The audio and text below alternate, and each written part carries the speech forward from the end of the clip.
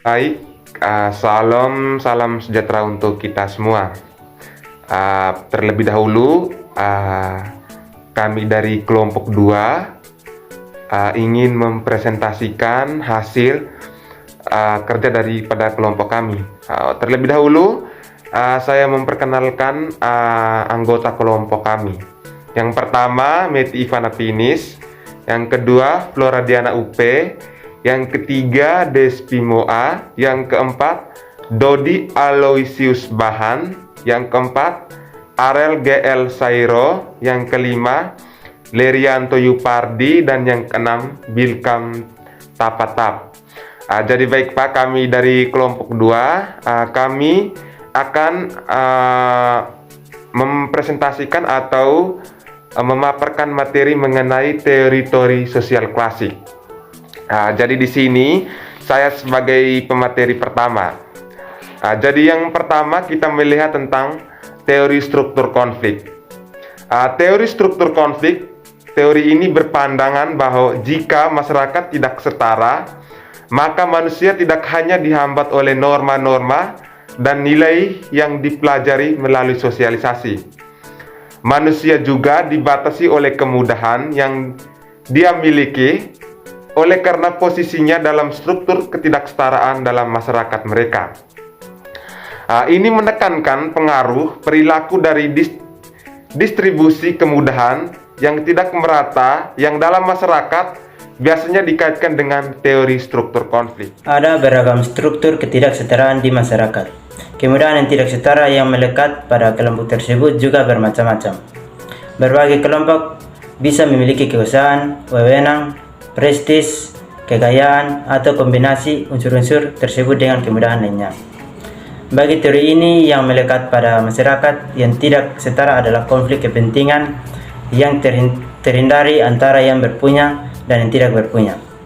Teori konflik berpendapat bahwa asal-usul dan persistensi struktur ketidaksetaraan terletak pada dominasi atas kelompok-kelompok yang tidak beruntung oleh kelompok-kelompok yang beruntung. 4. Resor 1977, pandangan konflik dibangun atas dasar asumsi bahwa setiap masyarakat dapat memberikan kehidupan baik luar biasa bagi sebagian orang. Tetapi hal ini biasanya hanya mungkin karena kebanyakan orang tertindas dan ditekan oleh sebab itu. Perbedaan kepentingan dalam masyarakat sama pentingnya dengan kesepakatan atas aturan dan nilai-nilai. Dan sebagian besar masyarakat diorganisasi sedemikian sehingga masyarakat tersebut tidak hanya memberikan manfaat lebih besar bagi sebagian warga lainnya. Manfaat lebih besar bagi sebagian warga berarti ketidaknyamanan bagi sebagian warga lain yang tidak mendapatkan kemudahan. Yang kelima, kritik teori konflik terhadap teori konsensus. Teori konsensus terlalu menekankan norma-norma dan nilai-nilai sebagai penentu perilaku lebih dari pengaruh lain. Teori konsensus salah memahami dan salah menafsirkan peranan konsep kunci, yakni sosialisasi dalam kebudayaan. Teori konflik berpendapat bahwa kita seharusnya melihat peranan aturan-aturan kebudayaan dan proses sosialisasi dalam cara yang sangat berbeda. Penentu struktural yang sesungguhnya adalah ganjaran dan keuntungan yang dimiliki secara tidak setara oleh berbagai kelompok dalam masyarakat. Teori konflik menunjukkan kepada kita bahwa aturan-aturan kebudayaan dalam suatu masyarakat harus cermat dikaji isinya. Kita sayangnya bertanya, siapa yang memperoleh keuntungan dari seperangkat aturan tertentu dalam masyarakat ketimbang hanya menguraikan perangkat-perangkat aturan lain. Yang berikut, teori-teori struktural konflik dibangun atas 2 landasan primis.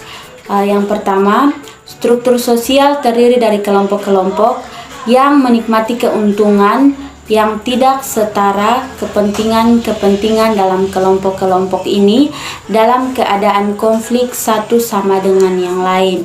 Karena ketidaksetaraan itu dihasilkan dari beruntung terhadap kelompok yang kurang beruntung.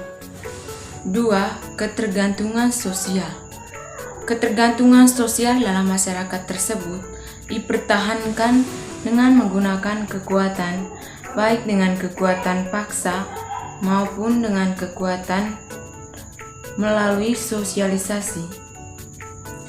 Teori konsensus berbasis pada pentingnya pengaruh kebudayaan. Teori konflik menaruh perhatian pada konflik yang melekat dalam hubungan antara kelompok yang mengalami keuntungan pada tidak setara dengan masyarakat. Berikutnya, karena dunia sosial yang diciptakan itu tergantung pada intervensi individu-individu tertentu. Dalam latar sosial tertentu, dunia sosial itu lebih merupakan konstruksi-konstruksi daripada konsep struktur sosial yang menentukan perilaku. Oleh sebab itu, teori konsensus konflik yang tindakan mengidentifikasikan faktor-faktor signifikan yang berbeda dalam menjelaskan hakikat kehidupan sosial dan tentang hubungan antara individu dan masyarakat.